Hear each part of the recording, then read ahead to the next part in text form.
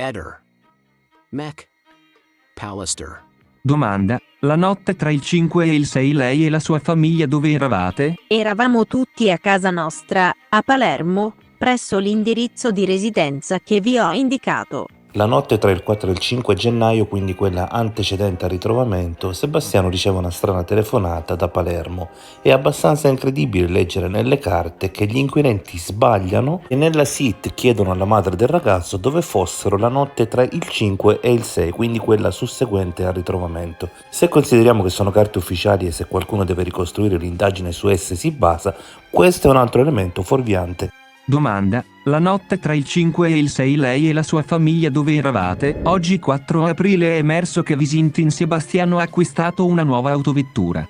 Si tratta di una Fiat Doblo. Oggi è il 9 aprile 2022, io sono Alessandro. Regolarmente con mia moglie Tiziana ci rechiamo a casa di mia suocera Nives che ha 88 anni, è invalida, ed abita a Trieste in Scala dei Giaggioli numero 4. Nella giornata di ieri ci siamo recati da mia suocera nel tardo pomeriggio e la stessa ci ha riferito che fra la posta arrivata, che lei apre per verificare la presenza di bollette da pagare, che poi ci affida per la regolarizzazione, vi era una busta indirizzata a Resinovic Liliana, che erroneamente era stata inserita nella sua cassetta della posta, che aveva ritirato per lei suo figlio Paolo. Preciso che la famiglia Resinovic in passato abitava al piano superiore della casetta bifamiliare ove abita mia suocera, anche se non so indicare il periodo esatto in cui la famiglia in questione ha abitato all'indirizzo di Scala dei Giaggioli numero 4. Chi consegna la posta sul cancello d'uso esclusivo di mia suocera trova unicamente la sua cassetta della posta. Era la prima volta in assoluto che all'indirizzo di mia suocera venisse recapitata posta a nome di Resinovic Liliana. Mia suocera ha specificato di aver aperto tutte le buste, compresa quella indirizzata a Resinovic Liliana, non facendo caso che una delle buste non era a lei rivolta.